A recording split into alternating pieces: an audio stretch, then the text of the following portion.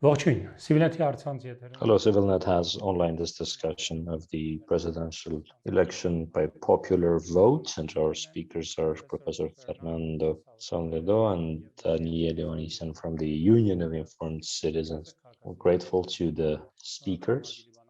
In this discussion, we will try to understand whether it's correct or dangerous to have the presidential election by popular vote. I now give the floor to Mr. Bértoa to understand what the professor thinks about this issue. You know, the situation in Armenia is such that the president is elected under the constitution. The president is elected by the National Assembly. He is elected once, but in this time, we've had a discussion in the context of the constitutional reforms as well, of the option to have general popular direct election of the president and to give some extra powers to him. Currently, his powers are mostly limited to protocol. Mr. Bértoa, over to you, please.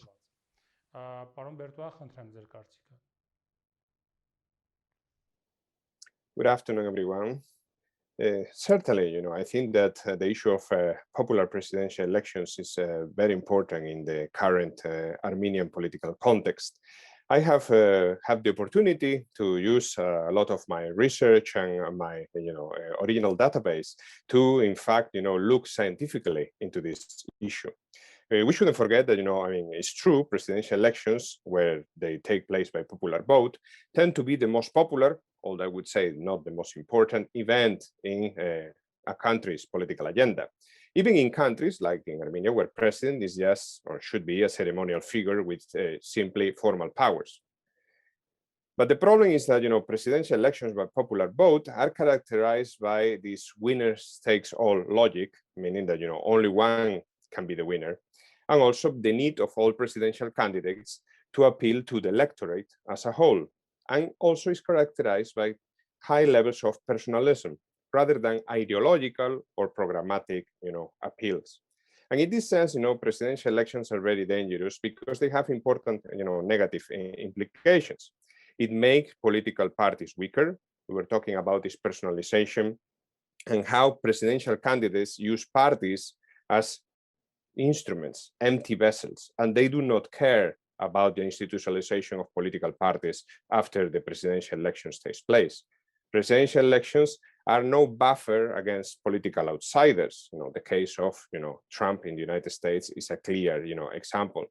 They can also increase factionalism in the sense that many candidates within same party may want to become president and lead to the organizational breakup.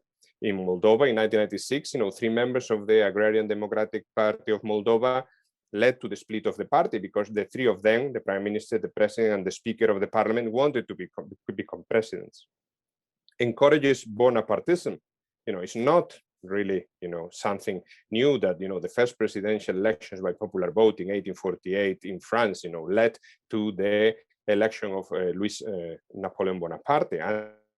And later to the collapse of democracy, because this idea that the president is out of political party. So it not only hinders party institutionalization, which as we know is very important for the consolidation of democracy, it also increases fragmentation of the political system, making government formation and cabinet stability more complicated. The truth is true, the presidential elections are the perfect platform for ambitious politicians to enter the political arena. They enhance public visibility. And the fact that, anyone can become the dark horse in this race leads to the creation of multiple parties. If we go to the Armenian case, we have cases like Karen Dermichan, when he later, taking into consideration his popularity in the 1998 election, created the new party, People's Party. Also, Armen Karapetyan, the New Times created after his performance in the 2003 election. So it clearly increased, the number of parties in the system because, there is also this possibility of these new parties to play an important role in the future. Also, it's important to take into consideration that presidential elections hinder the institutionalization of the party system, which is considered to be essential to the consolidation of democracy.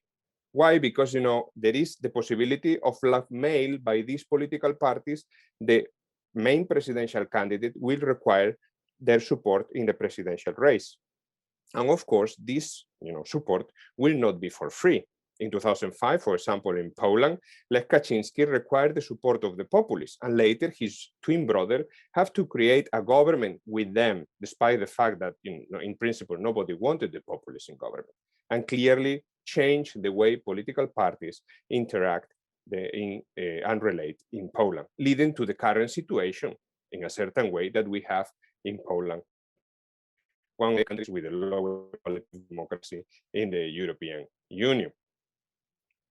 In a report that I wrote for the Friedrich Ebert Stiftung, I compare the level of party system institutionalization before and after the introduction of presidential elections. Czechia, Slovakia, Austria, Cyprus, Finland, Ireland, the Weimar Republic. In all of them, the level of institutionalization of the party system was lower when direct presidential elections were introduced.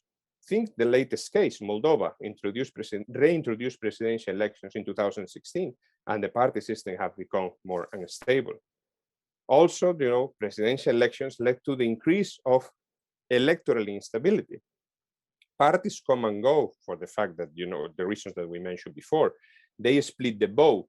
There is this kind of conflict between the presidential and the electoral arena, and this is especially important in new democracies. So parties are hindered from establishing, you know, close links with society.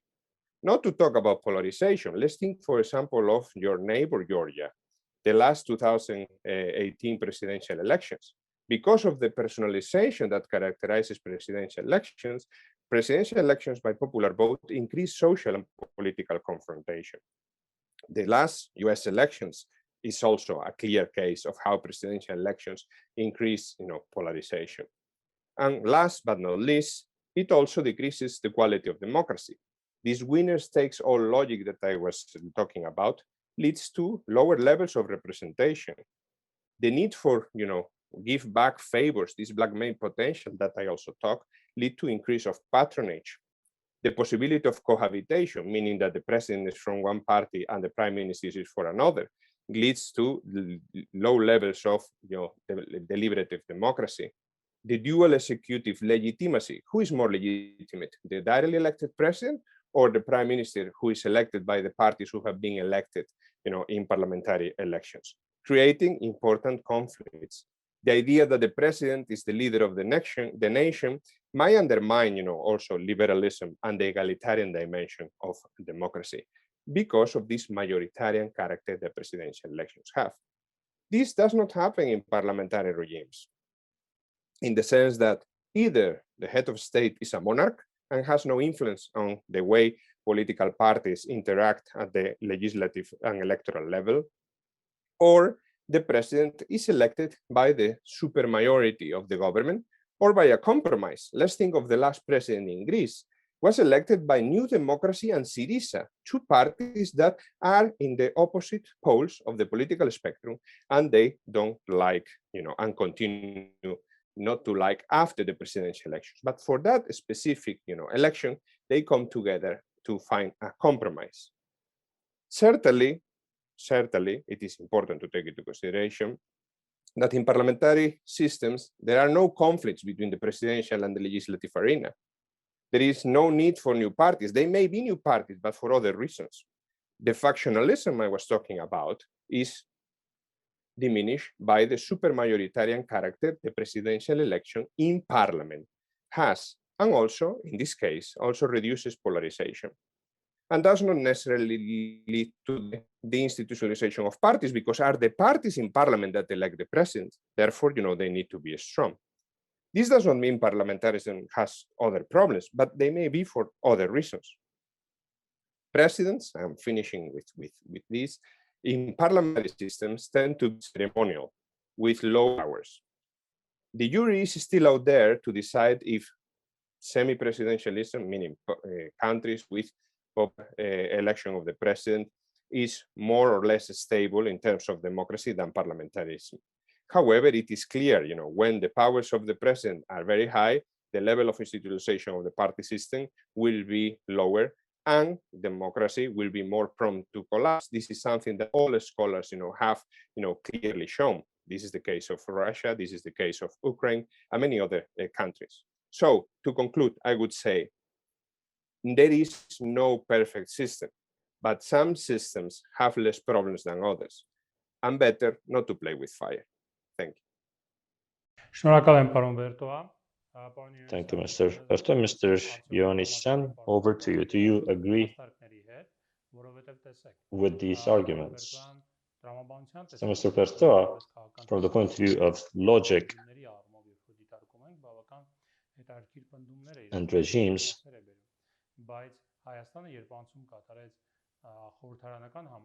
has some interesting arguments. But when Armenia made the transition to a parliamentary system, the then elected Prime Minister, Serge Sargsyan, was talking about the new system. He was saying this is a good system and an effective one because there isn't this systemic built-in conflict between the Prime Minister and the President and the National Assembly related problems, and the systemic conflict, he said, is gone. However, as a result of that, we had a huge shock in the country, the Velvet Revolution, which set aside really the systemic conflict and all else. Everything was shaken up. What do you think?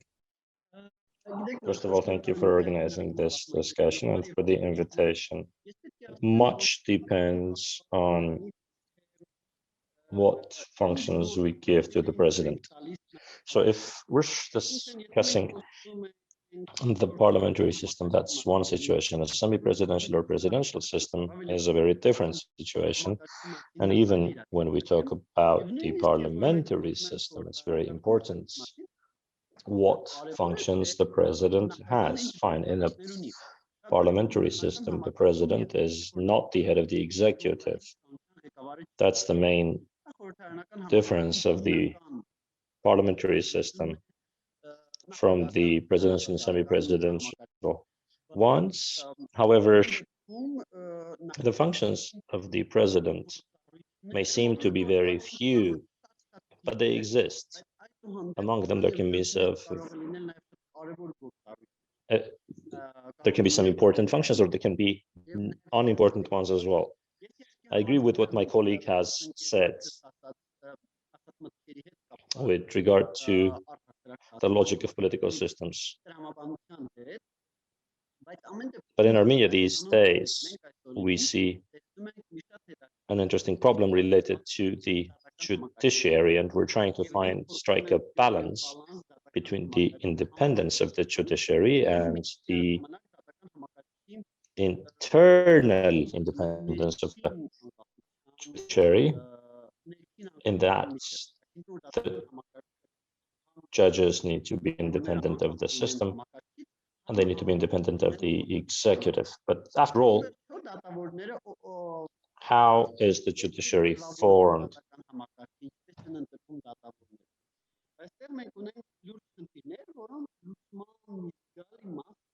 We have a number of problems here.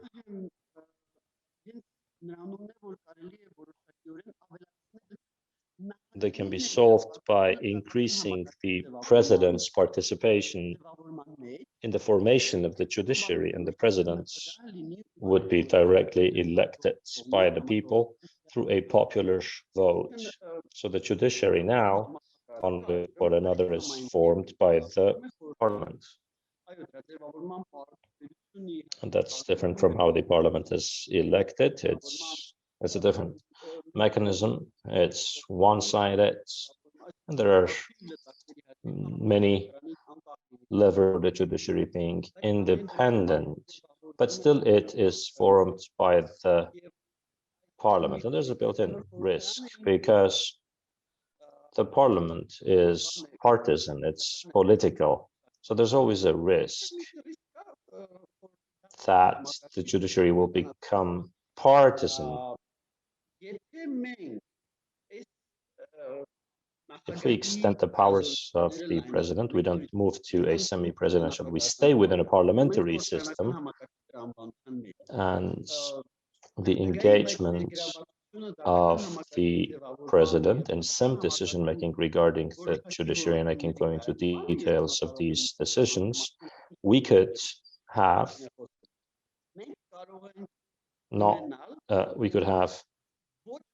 a judiciary that is formed not by the parliament. The judiciary will thus be independent of the executive. The executive is formed by the parliament, and the judiciary would be independent of both the parliament and the executive. His voice broke up. And if the well, this doesn't mean that the president becomes the head of the executive, not at all. Quite the contrary. If the president is also the head of the executive branch, to give him many functions related to the formation of the judiciary would be problematic. But if the president's functions aren't extensive, then his engagement, his participation in the formation of the judiciary could be increased, and this would not pose serious risks. As far as the judiciary is concerned, many of the functions of the Supreme Judicial Council can be transferred to the president. Many of the functions which the president currently performs very formalistically can be genuinely given to the president. For instance, the president nominates one out of 3 members of the Constitutional Court, or judges of the Constitutional Court. But we've seen in recent years that the parliament just does not elect all those candidates that the parliament dislikes. Eventually, it forces, in a way, the president to understand that the president has to nominate somebody who the parliament likes, for the parliament to elect that person. So the parliament makes it implicitly clear that it wants a certain person to be nominated as a judge of the Constitutional Court, which is what happened in Armenia. And I am talking about Armenia, actually. Yes, quite correct. I'm talking about the Armenian case. So it would be very good if the president could simply appoint 1 out of 3 without nominating to the parliament, because now whoever gets nominated eventually will have to be endorsed by the parliament. The parliament has the final say, and the parliament decides who becomes a judge of the Constitutional Court. So that nomination even becomes useless, pointless. It doesn't matter who nominates. So if the president is elected by the people, the president could simply appoint some of the judges of the Constitutional Court. The president could also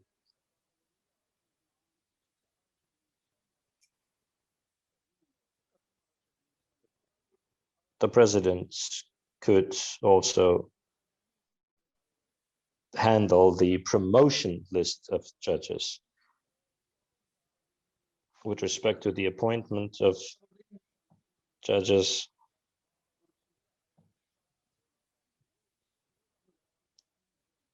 the powers of the president are like those of the Queen in the UK, signatory powers only, but the president could become a sort of an arbiter.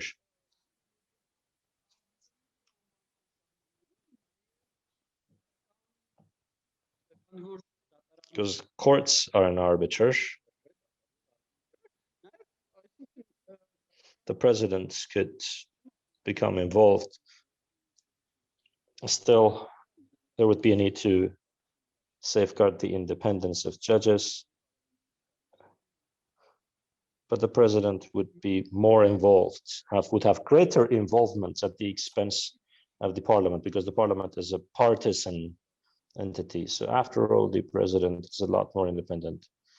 Could the president have any political views? Could the president like certain parties? Yes. Could that influence the president's decision? Yes, of course. But the president is still a lot more independent by his status. And secondly, if that could be a risk, it doesn't mean that it's going to necessarily materialize. But in case of the parliament, it is guaranteed that it's a partisan entity.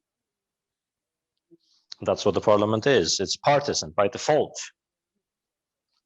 a priori.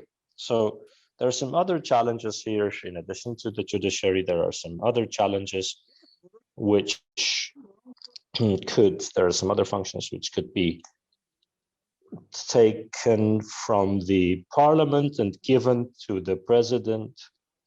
And I'm not speaking about the classical powers of the executive branch. Nevertheless, there are many things which could be transferred to the president. And in this way, there could be better checks and balances between the powers. For example, the formation of governing boards of universities. That's just one example. And where we all agree that these processes should, to the extent possible, be kept free from any partisan influence. But Mr. Ioannisyan, then the president would need to be non-partisan. If the president is partisan and he has these powers, then making it partisan could be dangerous, which is exactly what Mr. Bértoa said. Stability could be endangered and there would be a higher risk of fractionism. Correct, but there are numerous risks that we face in this situation. The likelihood of these risks goes down.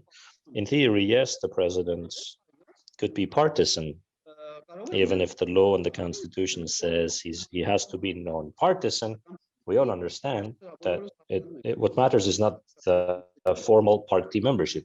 But there are many risks. If we look at the current situation and what happens if these functions are with the legislature or the executive and not the president, the risks still exist.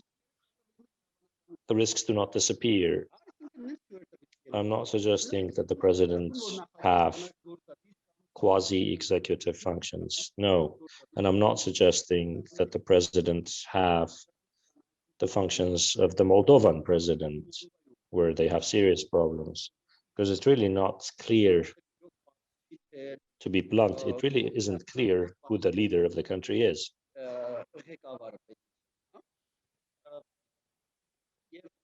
Well, there's much discussion, and that's not today's topic, but after the war in Armenia, there's much of a discussion as to whether the parliamentary system is correct or we should go back to the semi-presidential. Some people even say we need a presidential system, but I think that the parliamentary system, in light of the war, on the backdrop of the war, I have become more convinced that and everything I say should remain within that model. Semi-presidential and presidential models. The president is elected directly, but under the current model, what is the key question is giving greater powers to the president with respect to formation of the judiciary and direct election. If the president is elected by the parliament, then we will end up having a president, and it's very likely that the president will be elected as a result of some sort of a bargaining between the parties, and there's a high likelihood that there will be party bargaining leading to the election of the president. And there are many more risks. All right, thank you, Mr. Ioannisyan. Mr. Bértoa, you now heard Mr. Ioannisyan. To very broadly generalize and sum up what he said, in Armenia's case, that we need a direct election of the president and more powers to the president, especially with respect to the formation of the judiciary, meaning the president should, in his opinion, have a greater role in the formation of the judiciary to balance the powers of the parliament and the executive branch. If that happens, and and in the context of your research, is it possible to have a balanced system, or you would insist that this would lead to greater fractionism, more polarization, and more tension in the system? I would certainly insist, because I don't think that, one should make arguments ad hoc, meaning, I understand that, we are talking now about Armenia, right? But, my research looks at all European democracies since, the Second French Republic, so more than 170 years. Right, so taking into consideration specificities of a country, meaning that in most of these cases, when you have a direct elected president, it will happen. And I want to, also for our audience, make a specific point, and it's the fact that semi-presidential regimes are considered those that have a direct elected president, independently of the powers of the president. I understand that for some, only places like countries like France are semi-presidential, but for example, Ireland, Iceland, they are also semi-presidential. And all the points I made at the very beginning of my presentation refer to direct elected presidents, independently of the powers they have. And I think also that trying to fix, for example, the independency of the judiciary by appointing a directly elected president is, in my view, a bit misled, in the sense that it's like a car that has goes with gasoline, and you put diesel at the beginning. The car may go faster, but at some point it will stop. I think that we shouldn't fix the judiciary problem by electing directly the president. The judiciary problem should be fixed by fixing the law that appoints the members of the Supreme Court or the Constitutional Court. I think this is important. Moreover, it may well be that a parliamentary president, meaning that the one that is elected by the parliament, like currently, can certainly have those powers without the need of electing him or her directly. Because, first of all, we know that in many countries, let's think of Czechia, Václav Havel, let's think of the current case of Mattarella in Italy, Napolitano, presidents, because they are elected as a compromise usually between the different political parties, tend to have this legitimacy that allow them to be somehow non-partisan, more non-partisan, paradoxically, than presidents that are directly elected and require the support in elections, in an electoral combat, in an electoral contest of political parties. Presidents are always political, even if the Constitution later says that they should not belong to a party, and they will always defend their interests. However, this type of compromise presidents that where with all the parties in parliament would be happy, I think would have a more, arbiter role than a directly elected president. So if the problem is to solve the judiciary, let's fix the judiciary law. There are many countries where the judiciary is appointed by the judges themselves, not necessarily by the parliament. I think this would be a better option. Still, if you want the president to have this power, like with the formation of the governing boards of university, a parliamentary president could, without any problems, have those powers. Thank you, Mr. Bértoa. Mr. Ioannisyan, you heard Mr. Bértoa's arguments, who's now saying that it's not appropriate to emphasize that it's not so correct to emphasize that with direct election and extra powers of the president, the judiciary's problems will be solved, and that the legislation should be fixed, the legislation of the formation of the judiciary should be fixed. But look, in Armenia, when we made a transition to a presidential system, to a parliamentary system, the countries which are making a transition between one system to another, they need to have a foundation. Armenia still lacks strong, consolidated parties that a parliamentary system needs. And that's why we ended up not having a parliamentary system. What we now have is a super prime ministerial system, as many people call it, with all of its possibilities under the Constitution. Now, can the president's election somehow provide counterbalance to the superpower prime minister, super powerful prime minister, superpowers of the prime minister?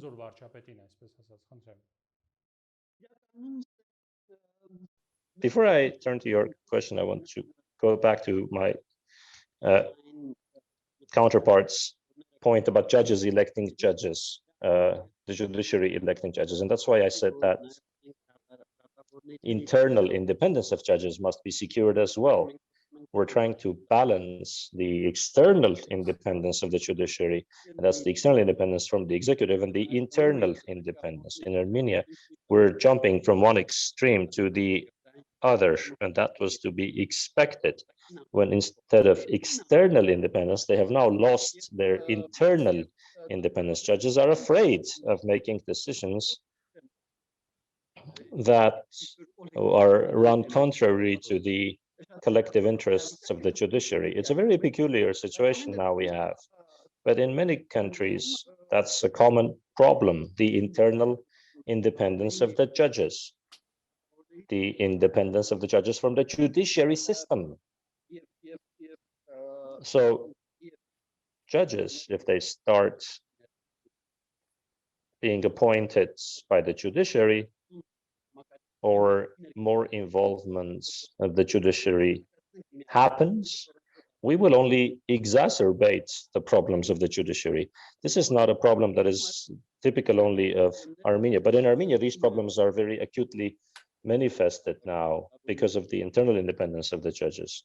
Turning now to your point about the transition in Armenia after the 2015 constitutional amendment, yes, it was superficial. We were not ready for it. It's no secret. It happened so that Sargsyan could serve for a third term, but it is what it is now. I'm sure that the parliamentary system, also because of all the reasons that my fellow speaker pointed out, the parliamentary system is a lot better, much more stable. It provides many more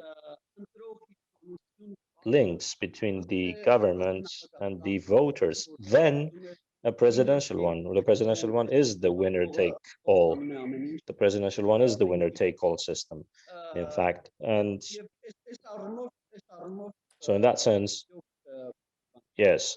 As to the parties, Mr. Ioannisyan, but in Armenia, the parliamentary system also shows winner takes all, even in a, yes, stable majority. Yeah, stable majority institution is absurd, and we must throw it out of the constitution immediately. In any normal country, it doesn't have it. It should be taken out, no doubt. There will be no need to discuss this even, I think, because that there is consensus that it has to be abolished, the stable majority. But parties are in a very difficult situation in Armenia, very sad situation. On January 20, the law on parties was amended in Armenia. And under these amendments, we hope that the amendments will catalyze changes in the situation. We have seen many changes in the electoral system, which we hope will also contribute. In local elections, for example, we are introducing the party proportionate contest, the party list election in the municipalities. On the level of municipalities, parties will be competing. Up until now, parties only competed on a national level. Parties never competed in Armenia on the local level. There was always national level competition, and in recent years in Yerevan, in the capital, they started to compete, and in Gyumri and Vanadzor, the second and third largest towns. We suggest now that it happen in all of the municipalities of Armenia, and the electoral code was already amended last year, I think, in communities which have 4,000 plus inhabitants. There's going to be a partisan election, and this should help. This should help to consolidate the parties. But looking at the opinion polls, the public do not trust parties as an institution.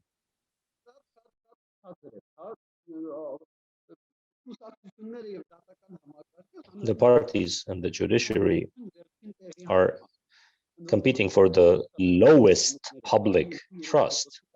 They only enjoy 2 or 3% trust in the public. Only 2 or 3% of the people partially or fully trust parties or the judiciary. It's right around 2%, and it's a very sad picture.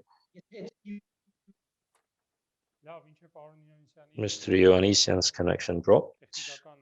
It's probably an internet connection issue, but while we wait for his technical problem to be solved, Mr. Bértoa, well, look, you cited examples from your research where you talk about the European countries, the parliamentary system, or the presidential, and you talk about greater fractionism, more fragmentation, greater polarization, more tension.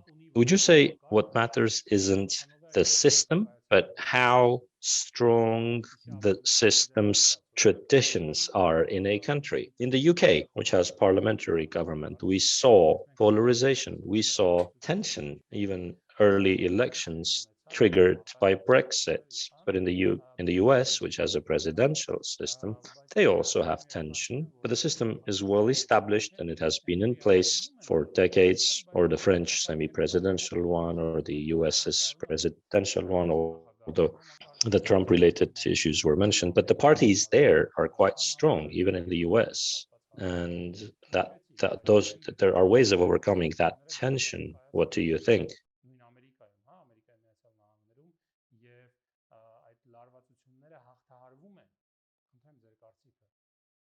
Well, I think that there is no magic wand that would say, will solve all the problems. And you have to put, everything into perspective and into consideration. So political culture, certainly, this is what you are referring to, it is important. Rome was not built in 2 days. We say in the West, I guess in Russian, you say Moscow was not built in 2 days, right? And is this what is happening with Armenia? You have to give the system time to really, work. One of the main problems that, legislatures and people tend to have is to try to fix everything at once. And this is not possible. You need to give the institutions the time for them to make an effect. If you change every 4 years or every 8 years, like for example, think of the case of Ukraine. Ukraine is not a consolidated democracy, it's a new democracy, and I think it's a quite comparable case to Armenia, right? In Ukraine, the electoral system, the public finance system, the powers of the president has been changed again and again and again, trying to find the solution. And of course the situation of Ukraine is not consolidated, because if you don't allow the institutions to have their effect, then it will be impossible. So sometimes of course, as I said, parliamentarism also has its problems. If, for example, the electoral system is extremely disproportional, like in the UK, then you will have problems of representation. If the electoral system, is too proportional, then you will have problems of cabinet stability. The important thing is to find, a balance. And I think, for example, that the new party law, which I was, by the way, involved in its, configuration, it will help to increase, the, institutionalization of political parties. We were talking, for example, about the super prime ministerial system that you have currently in Armenia. Well, I wouldn't talk about a super prime ministerial system. This is simply a function of the electoral system, which Mr. Ioannisyan also agreed. We need to change the electoral system. I know that currently you are trying to work into electoral system reform. Moreover, if you realize, I think there is no better example of how better parliamentary system works than the situation currently. The party in government had a constitutional majority, fruit of the revolution, which, by the way, in my view, was benefit by the change to the parliamentary system. I have an interview with ＳivilNeթi a couple of years ago when they asked me about the benefits of the parliamentary system. At that time, Sargsyan was still, in power, and I was saying that this could help, for the country to democratize. So, in my view, the parliamentary system has had, positive effects. And the constitutional majority has been gone in less than 2 years, almost automatically, but the simple interaction of political parties. Nowadays, if the government wants to pass a new constitution, it will have to have an agreement with the opposition. If we were to have, for example, a semi-presidential system, the position of the election of the president would be fixed. So we would have to wait, for example, to have the next presidential election in order to have, this change. Something that automatically, it has happened, here in Armenia. So I think that, it is important that we give the current system a bit more of time to see if it works, trying, of course, to improve the problematic cases like can be, the selection of judges, the electoral system, certainly, the new system of public finance, for example. I think, it is important, and certainly we shouldn't compare, Armenia with the United Kingdom or the US, where, of course, there are problems, because there are problems for different reasons, not necessarily for, the institutional framework. Thank you, Mr. Bértoa. Mr. Ioannisyan, what do you think about this? About Mr. Bértoa's last remarks? And about what you were saying that got interrupted? Please continue. I absolutely agree that the transition to a parliamentary system also helped the 2018 democratization process that led to the revolution, or the revolution that led to democratization. That's an argument I agree with. On many points, I disagree with Nicole Pashinyan, but he quite rightly predicted back in 2015, when this constitution was amended, he rightly predicted that as a result of the constitutional changes, it will be easier to carry out a revolution. And my counterpart also had predicted it. Others had predicted it too.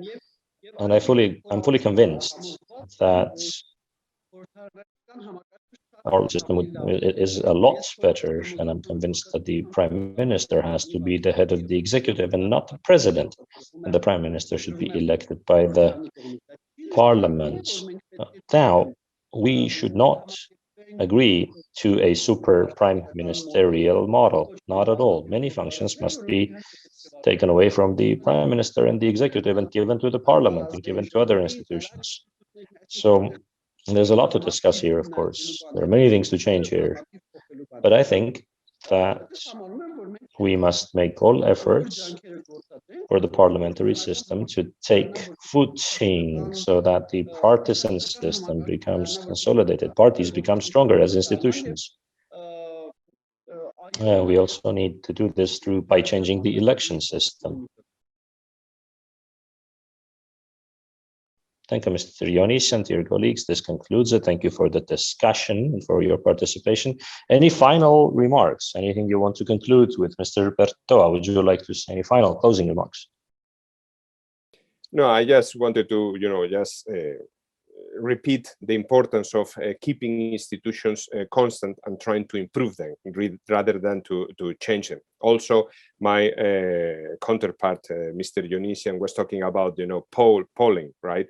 The last poll showed that, the majority of the population prefers to keep the system as it is, so perhaps, we should listen also to the Armenian population and keep something that, brought them democracy, because, before 2018, certainly Armenia was not a democracy. It is, I understand totally, still unconsolidated democracy with a lot of problems, of course, but it's a question of building up. Political parties are in crisis everywhere, not just in Armenia. So, the low levels of trust, I wrote an article in Journal of Democracy last month where I was talking about this, the necessity of, political parties, to build strong institutions and to regenerate themselves, not only in Armenia, but all over the world. So I think that, it is important to take this into consideration too. Patience. Thank you, Mr. Ioannisyan. I can sign under the last statement fully. and I subscribe fully. But the main principle is, once you have a system with flaws, with defects, more or less, and if there is no extreme need for revolutionary changes, then evolution is then the right path forward. And that's a possibility that exists in Armenia. And I think that, although I continue to believe that direct election of the president should be introduced, and the president should have greater involvement in the formation of the judiciary. And I'm sure that that's the longer term solution. I'm not thinking this is the short term solution of the existing problems. That's the longer term solution. Nevertheless, that's something that we can do to develop the existing system.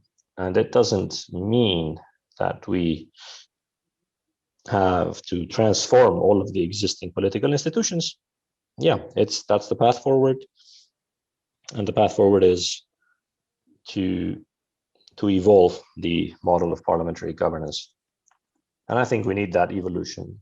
But in any event, I agree with the points made by my counterpart, and I'm glad that on the backdrop of all of this, I'm very glad that we have now been convinced again that the parliamentary system is correct. You know, in Armenia, there's much discussion these days. They're saying that if it were in the parliamentary system, we had a presidential system, this wouldn't have happened. The war would have had a different outcome. It may not have even begun. Well, to some extent, I think that these conversations are like those ones which say, it's better if we had corruption, but we did not lose the war. Well, that's not true. If we actually have eliminated corruption 2 years ago, that doesn't mean that our current problems are due to the absence of corruption. Maybe it's because of us failing it 20 years ago. If 2.5, 3 years ago, we shifted to a parliamentary form of government, it doesn't mean that the current major problems that we have now are due to the parliamentary system to which we transitioned a couple of years ago. And this has to be very clear. Many people in Armenia, unfortunately, believe that it's also a result of change of the governance model, why the external problems have occurred to us. We have to be very clear about this. That's not the case. We have to judge this very, very soberly. Thank you, Mr. Ioannisyan. Thank you. Thank you.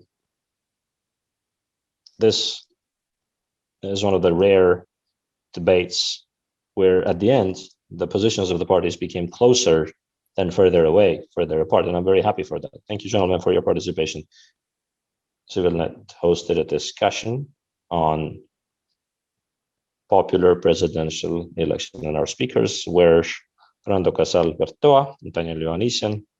This discussion was enabled by the Friedrich Ebert Foundation Armenia Country Office's support. Thank you, and see you later.